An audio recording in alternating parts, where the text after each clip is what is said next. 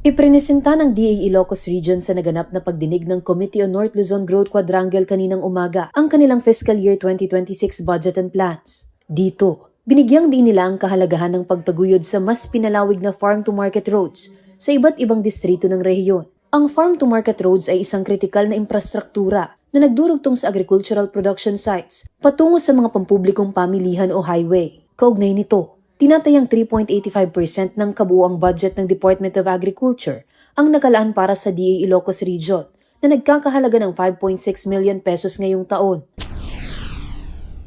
Ano ba talaga ang stand ninyo sa implementation ng FMR?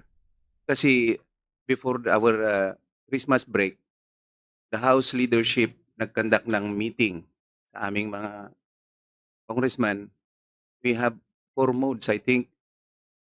First mode, the agency itself. Second mode, the DPWH. The third mode is through the LGU. Kaugnay niyan, mayroong tanong ang ilang mambabatas hinggil sa sistema ng pag-iimplementa ng farm-to-market projects. Iginit ng BAFE na ang kapangyarihan sa implementasyon ng FMR projects ay nakabatay sa alituntunin at kwalifikasyon na itatakda ng Department of Agriculture. Based po dun sa special provision kasi, the DA will be the default implementing unit. So, sila talaga dapat. Then, nakalagay po kasi dun, may enter. So, may, pwede tayo mag-enter into memorandum of agreement with DP or the LGU. If, nakalagay po dun, qualified LGU. Ayon kay Yusek Roger Navarro, naghahanda ng direksyon ng FMR Network Projects at posibleng magsimula ito sa Abril, depende sa pag-release ng budget. There are about 200 of this FMR throughout the country that is already validated and reviewed, no?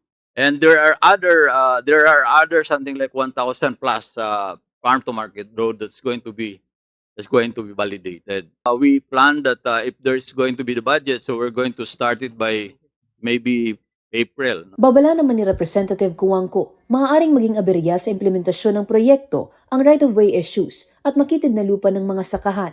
Maliban na lang kung magtatakda ang kagawaran ng espesipikong sukat na aakma sa disenyo ng FMR project. Sa kabila nito, nananatiling positibo ang Department of Agriculture na may isa sa katuparan ng FMR projects ngayong taon. Para sa totoong balita sa Bagong Pilipinas, Camille Gonzalez, Congress News.